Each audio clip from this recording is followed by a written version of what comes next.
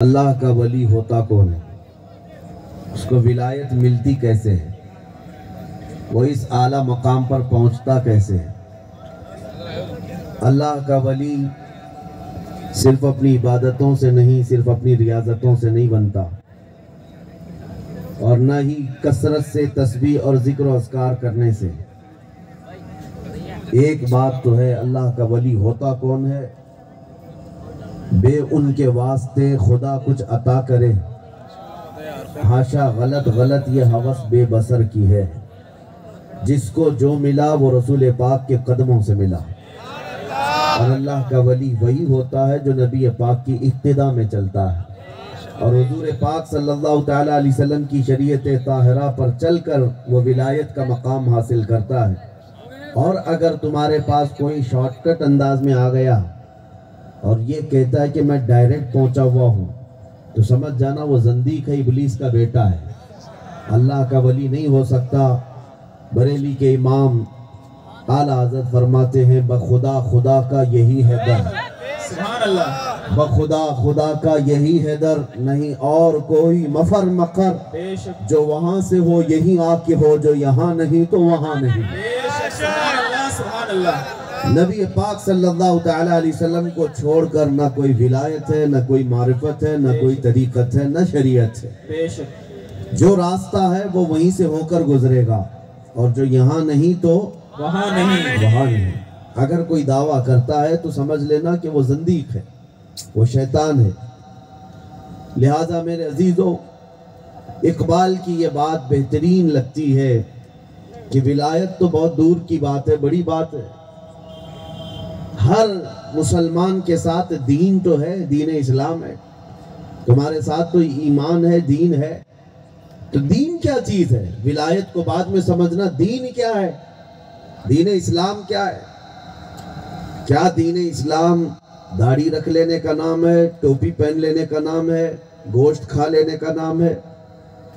دین کیا ہے جو تمہارے ساتھ ہے؟ اقبال کہتا ہے، بمصطفیٰ برساں خیش کے دی ہم اوست، اپنے آپ کو نبی پاک صلی اللہ علیہ وسلم کے قدموں تک پہنچا دو، یہی دین ہے۔ گر بہو نہ رسیدی تمام بو لہبیست، اور اگر تم وہاں تک نہیں پہنچ سکے تو زندگی ابو لہب کی طرح۔ بے شک بے شک، اب سمجھ میں آئی بات؟ دین کس کو کہتے ہیں؟ ان کے قدموں تک پہنچ جانا یہی دین ہے۔ اور صحابہ اس راز کو سمجھ چکے تھے، اولیاء کاملین اس بات تک پہنچ چکے تھے کہ جو نبی پاک صلی اللہ تعالیٰ علیہ وسلم تک پہنچ گیا وہی دین ہے۔ آج بہت سارے اس طرح کے فرقے جماعتیں آنے لگ گئی جو تمہارے اندر سے عشق مصطفیٰ، محبت مصطفیٰ کا کاجل چرانے بیٹھی، جس کو اعلیٰ حضرت نے فرمایا تھا، آنکھ سے کاجل صاف چرا لے، یا وہ چور بلا کے ہیں، تیری گٹھری تاکی ہے اور تو نے نیند نکالی ہے، سونا جنگل رات اندھیری چھائی بدلی کالی ہے، سونے والوں جاگتے رہیو چوروں کی رکھوالی ہے۔ یہ کس کے لیے فرمایا؟ ان ایمان والوں کے لیے جن کے سینوں میں میرے آقا کی محبت ہے، جو دین اصل حضور پاک کی محبت کو سمجھتے ہیں۔ اولیاء کی عظمت سمجھنا ہو تو پہلے یہ نقطہ سمجھنا ہوگا، محمد عربی صلی اللہ تعالیٰ علیہ وسلم کی محبت دین حق کی شرط اول ہے۔ اسی میں ہو اگر خامی تو سب کچھ نامکمل ہے، اسی میں ہو اگر خامی تو سب کچھ نامکمل ہے۔ صحابہ کا دین میں آپ کو بتاتا ہوں، صحابہ کا دین ظاہر سی بات ہے سب سے پیور دین، پیوریٹی والا خالص دین 14 صدیوں میں کسی کا ہوگا تو صحابہ کا ہوگا، بے شک، کیونکہ انہوں نے اپنی آنکھوں سے حضور کو دیکھا ہے اور ڈائریکٹ فیض مصطفیٰ حاصل کیا ہے، اور وہاں کے منہل سے انہوں نے شراب محبت پیا ہے۔ سبحان اللہ سبحان اللہ۔ صحابہ کا دین کیا تھا؟ آج تمہیں یہ بات میں بتا دوں، نبی کریم صلی اللہ تعالیٰ علیہ وسلم نے ایک صحابی کو بلایا، وہ نماز پڑھ رہے تھے، تو وہ نماز اپنی کنٹینیو کرتے رہے۔ حضور اکرم صلی اللہ علیہ وسلم نے دوبارہ بلایا، وہ اپنی نماز کنٹینیو کرتے رہے۔ اس کے بعد تیسری مرتبہ میرے آقا صلی اللہ علیہ وسلم نے آواز دی، وہ اپنی نماز کمپلیٹ کر کے سلام پھیر کر کے اٹھ کر کے تیزی سے آئے، بارگاہ مصطفیٰ صلی اللہ تعالیٰ علیہ وسلم نے عرض کیا، حضور آپ نے مجھے بلایا؟ رسول رحمت صلی اللہ تعالیٰ علیہ وسلم نے ارشاد فرمایا، میں تو کافی دیر پہلے تمہیں بلایا تھا، تم اب آ رہے ہو؟ उस सहाबी ने अर्ज किया, आका मैं नमाज में था, मैं नमाज पढ़ रहा था। तवज्जो, दीन क्या है। नबी करीम सल्लल्लाहु तआला अलैहि वसल्लम ने फरमाया नमाज पढ़ रहे थे तो क्या अल्लाह का ये हुक्म कुरान में तुमने नहीं सुना, या अय्युहल्लज़ीना आमनु इस्तजीबू लिल्लाहि व लिर्रसूली इज़ा दआकुम, ऐ ईमान वालो जब अल्लाह उसके रसूल बुलाएं तो हाजिर हो जाओ। उस सहाबी ने पूछा, आका क्या नमाज की हालत में भी आप बुलाएं तो आ जाओ? मेरे आका ने फरमाया, हाँ, अगर तुम्हारी एक रकात हुई थी और रसूल ने बुलाया तो उसी वक्त नमाज छोड़कर आते, रसूल बाजार भेजते, सामान खरीद करके लाते, लोगों से मुलाकात करते, घंटा गुजर जाता, उसके बाद फिर तुम आते तो तुम्हारी नमाज बातिल नहीं, जहां से छोड़े थे वहीं से नमाज कंप्लीट कर सकते। तुम्हारा ये आना जाना, तुम्हारा ये बाजार में घूमना, लोगों से मिलना भी जाया नहीं किया जाएगा, उसको भी नमाज में शुमार किया जाएगा। क्यों? इसलिए कि तुम दुनिया के कामों में नहीं थे, रसूल की इताअत में थे। दीन यही है, मैं युतिइर रसूल, जिसने रसूल की इताअत की उसने अल्लाह की इताअत की। बेशक, सुभान अल्लाह। और वली वही होता है जो हुजूर पाक सल्लल्लाहु तआला अलैहि वसल्लम की मोहब्बत हासिल कर लेता है, बेशक। और उस शरीयत को छोड़कर जो शॉर्टकट जाता है वो शैतान के रास्ते पर चल पड़ता है।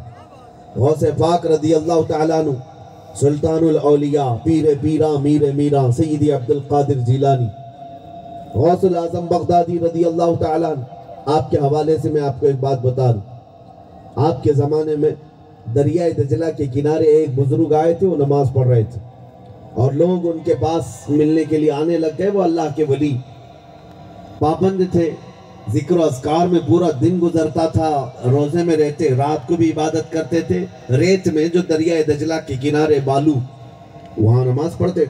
गौसे पाक से किसी ने आकर के कहा कि अल्लाह के एक वली आए हैं, कसरत से इबादत करते हैं। सरकार गौसे पाक ने फरमाया, चलो मैं भी मुलाकात करता हूँ। आप आए, मुलाकात करने के लिए जब दरिया दजला के किनारे पहुंचे तो वो अल्लाह के वली जा चुके थे, वहाँ नहीं थे। तो गौसे पाक ने पूछा, अफसोस है कि मैं मुलाकात नहीं कर सका, ये तो बताओ इबादत कहाँ करते थे? लोगों ने बताया उनकी इबादत के निशानात बने हुए थे, उनके हाथों के पैरों के निशान जमीन पर, रेत पर बने हुए थे। गौसे पाक गौर से उन निशानों को देखते हैं और उसके बाद पूछते हैं, क्या ये उनके नमाज पढ़ने के निशानात थे? कहा हाँ। फिर गौसे पाक फरमाते हैं, तुमने जिसको अल्लाह का वली समझा वो झूठा आदमी है, तुम धोखा खा गए, मैं उसे वली नहीं समझता। लोगों ने कहा, आपने तो उन्हें देखा भी नहीं, वो कसरत से इबादत करते थे, कसरत से जिक्र अस्कार और तस्बीह में मशगूल रहते, हमने तो उनको देखा है, आपने देखा नहीं और आप इनकार कर रहे हैं। गौसे पाक ने फरमाया, बात दर हकीकत ये है, ये देखो उनके सजदे में जाने के वक्त उनके हाथों की 10 उंगलियों की निशानियां बनी, ये सारी 10 उंगलियों की खुली हुई निशानियां दिख रही है। लोगों ने कहा हाँ। फिर गौसे पाक फरमाते, तुम्हें पता है जब मेरे मुस्तफ़ा करीम सल्लल्लाहु तआला अलैहि वसल्लम अपनी नमाज का सजदा करते तो सजदे में मेरे आका की उंगलियां खुली हुई नहीं, जमी हुई होती थी, ये हुजूर की सुन्नत है। गौसे पाक फरमाते हैं, जो मेरे आका की एक सुन्नत छोड़ता है मैं उसे अल्लाह का वली नहीं मानता, वो अल्लाह का वली नहीं है। लोग यहाँ पता नहीं किसको किसको कसौटी और मेयार बना बैठे हैं। मेरे अजीजों, शरीयत ताहिरा, मेरे आका का जो रास्ता है वही विलायत का रास्ता है, कोई दूसरा रास्ता नहीं। अरे कई ऐसे बाबाओं को लोग आज घेरे बैठे हुए हैं, ढकोसले बाबा, जिनके नमाजों का कोई ठिकाना नहीं, जो दिन रात न जाने किस तरह की बदामलियों में मशगूल हैं, वो अल्लाह के वली हो सकते? सरकार गरीब नवाज रज़ी अल्लाह तआला अन्हु हिंदल वली वो मकाम उज़्मा पर फाइज है, लेकिन मुझे एक रिवायत भी बता दो कि कभी उनकी एक नमाज कज़ा हुई हो, कज़ा हुई हो। गौसे पाक रज़ी अल्लाह तआला अन्हु अरे ठोकर मार कर के मुर्दे को जिंदा कर दे, लेकिन बताओ कभी उनकी एक रकात कज़ा हुई हो? नहीं। उन औलिया कामिलीन पर जब नमाज माफ नहीं हुई, क्यों? इसलिए कि नमाज ये इनके उनके घर की चीज नहीं है, ये मेरे मुस्तफा की सुन्नत है, मेरे आका का तरीका है, और अल्लाह ताला ने उम्मत पर फर्ज किया है।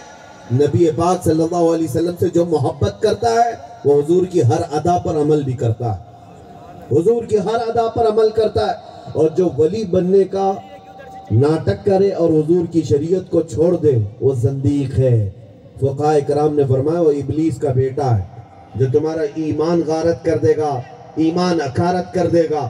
تمہیں تو یہ بات میں بتا دوں کہ نبی پاک صلی اللہ تعالیٰ علیہ وسلم نے یہاں تک فرمایا، ایک شخص کے متعلق فرمایا گیا کہ وہ کبھی قبلے کی طرف منہ کر کے تھوک دیا، تو حضور پاک صلی اللہ علیہ وسلم کی حدیث ہے، فرمایا اس کے پیچھے اب سے نماز مت پڑھو، اس کے پیچھے نماز مت پڑھو۔ کیوں؟ جو قبلے کا احترام نہ کر سکا وہ لوگوں کا امام نہیں بن سکتا، اور جو نبی پاک صلی اللہ تعالیٰ علیہ وسلم کی شریعت کا لحاظ نہیں کرتا وہ اللہ کا ولی کیسے ہو سکتا ہے؟ اللہ کا ولی نہیں ہوگا۔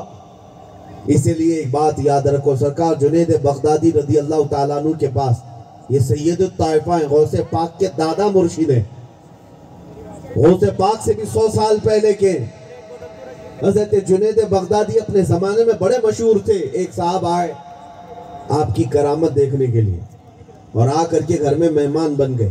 1 دن 2 دن 3 دن 8 دن گزر گئے، کرامت دیکھنا چاہتے تھے۔ آپ لوگ بھی کرامت دیکھنے کے لیے پیچھے پھرتے رہتے ہیں کسی کے، اور آپ کی نظر میں کرامت کیا ہے؟ کوئی بابا آسمان میں اڑ کے دکھا دے۔